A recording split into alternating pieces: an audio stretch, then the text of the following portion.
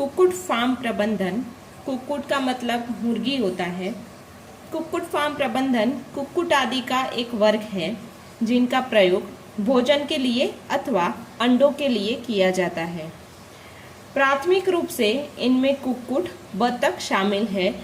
कुक्कुट और बतख मतलब कि मुर्गी और बतख के अलावा बहुत सारे पक्षी इनके अंदर शामिल होते हैं। इस फार्म में ज़्यादातर उन्हें पोल्ट्री फार्म कहा जाता है। पोल्ट्री फार्म का मतलब या पोल्ट्री फार्म का शब्द पक्षियों के मांस से के साथ जुड़ा हुआ है। मतलब कि पोल्ट्री शब्द वहाँ पर इस्तेमाल किया जाता है जहाँ पे पक्षियों का मांस मिलता हो। डेयरी उद्योग के जैसे ही यहाँ पर भी उनको रहने के लिए सुरक्षित फार्म की आवश्यकता है। साथ में पक्षियों के भोजन, उनके जल तथा वो जहाँ पे रह रहे हैं वहाँ पे सफाई तथा उनकी समय समय पर चिकित्सा, स्वास्थ्य, ये सारी चीज़ें महत्वपूर्ण भाग है।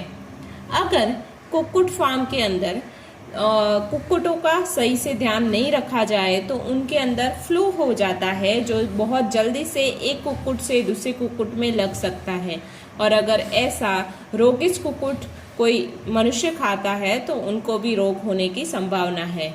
ऐसे रोग के बारे में आपने ब्लड फ्लू के बारे में सुना होगा, तो आपका ये एक होमवर्क भी है कि ब्लड फ्लू के बारे में आप ज़्यादा से ज़्यादा माहिती इकट्ठा करें।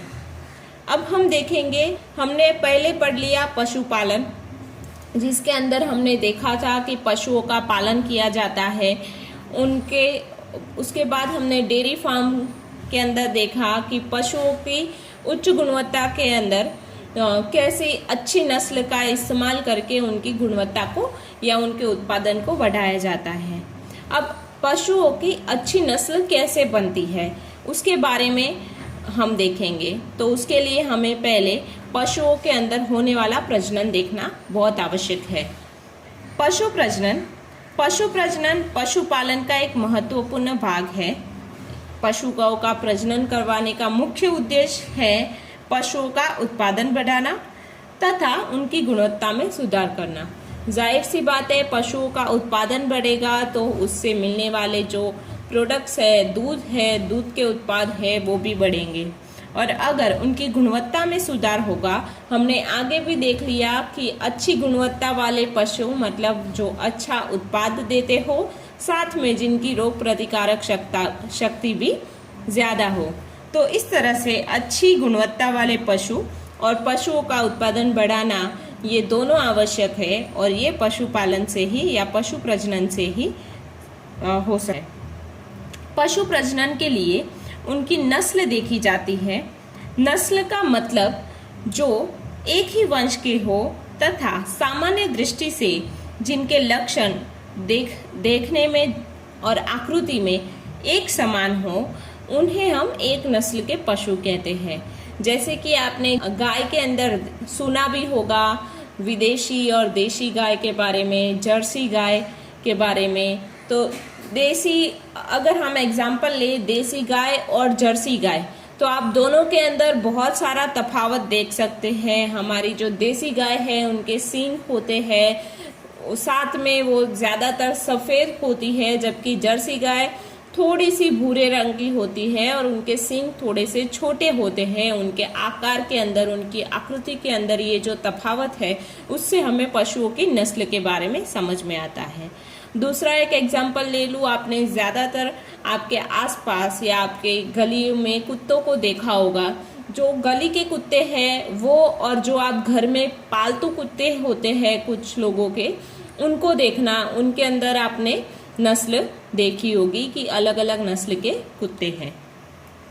तो पशुओं के प्रजनन के लिए उनकी नस्ल को देखा जाता है। पशु की गुणवत्ता को सुधारने के लिए कुछ पद्धतियां हैं। जैसे कि पहली पद्धति है अंतःप्रजनन।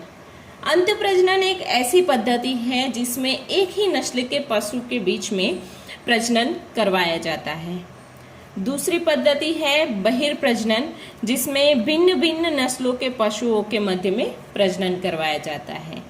अब हम अंतःप्रजनन के बारे में डिटेल में समझेंगे। अंत प्रजनन एक ही नस्ल के उत्तम किस्म का नर तथा उत्तम किस्म की मादा के बीच संगम करवाकर संतति उत्पन्न करवाई जाती है।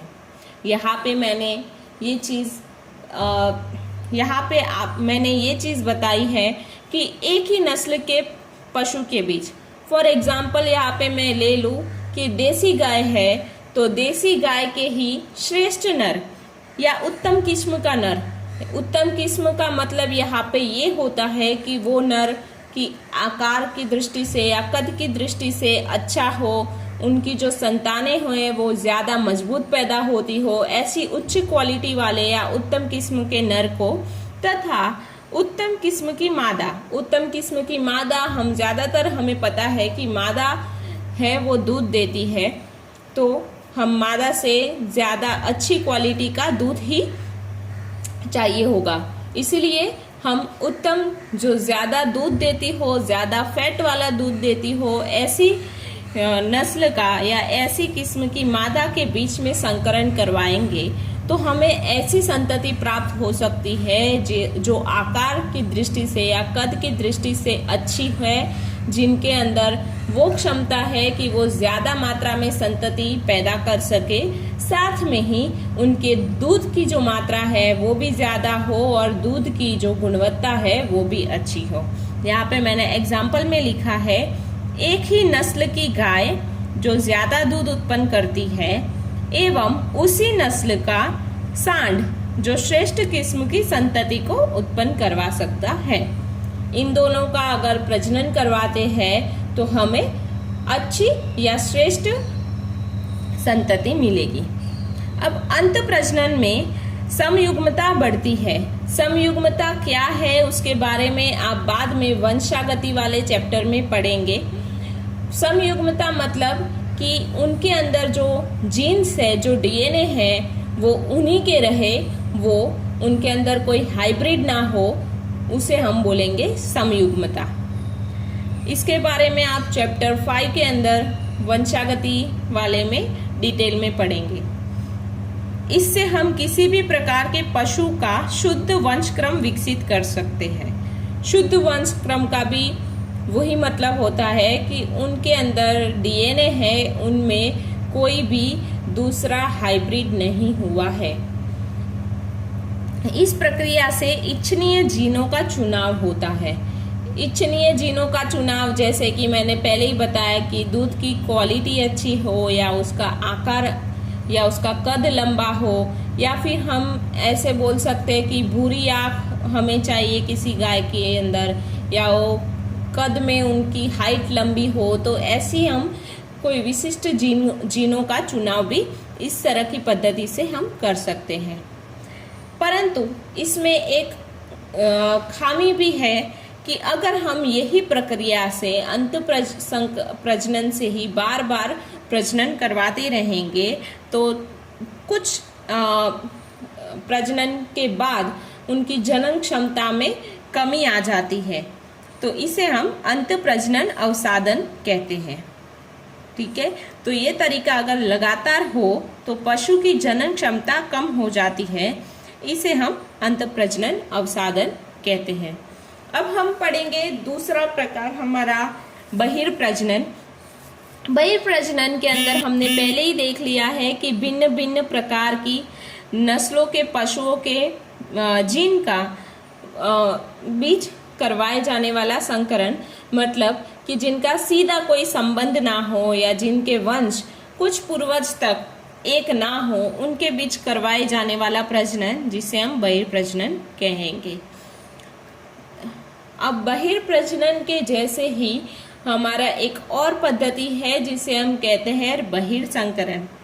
बहिर्संकरण में एक ही नस्ल के भीतर पशुओं का संगम किया जाता है, किंतु यह क्रिया तब करवाई जाती है जब 4 से 6 पीढ़ियों तक दोनों और की किसी भी वंशावली में उनके पूर्वज एक ना ही होने चाहिए। मतलब कि एक गाय के आगे की 4 से 6 पीढ़ी और सांड की आगे से 4 से 6 पीढ़ी तक की जांच करवाएंगे।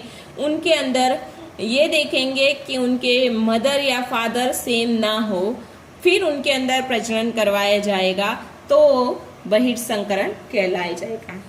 यह पद्धति दूध उत्पादन की क्षमता तथा मांसदायी दर की क्षमता को बढ़ाता है। बहिर्संकरण की पद्धति से हम शुद्ध जीन या इच्छनीय जीनों को पाकर भी उनके अंदर दूध की क्षमता तथा मांस की क्षमता को बढ़ा सकते हैं। साथ में जो अंत प्रजनन के अंदर जो हमें डर था कि अंत प्रजनन अवसादन होता है, ये प्रक्रिया बहिर्संकरण से होने के चांसेस कम हो जाते हैं। अब एक और प्रजनन है जिसे हम कहेंगे अंतर विशिष्ट संकरण। अंतर विशिष्ट संकरण से हमारा तात्पर्य है कि इस विधि के अंदर हम 2 भिन्न भिन्न प्रजातियों को मिक्स प्रजनन करवाते हैं, जैसे कि नर घोड़ा और मादा गधे के बीच में करवाए जाने वाला संकरण। अब इस प्रकार के संकरण से ऐसा होता है कि कई बार दोनों के जीन्स आपस में मिल जाते हैं और एक नई प्रजाति बन जाती है जिसे हमने खच्चर नाम दिया है, जिसके अंदर नर घोड़े के जैसे कुछ लक्षण भी होते हैं और कुछ लक्षण मादा गधे के भी आते हैं और दोनों का मिक्स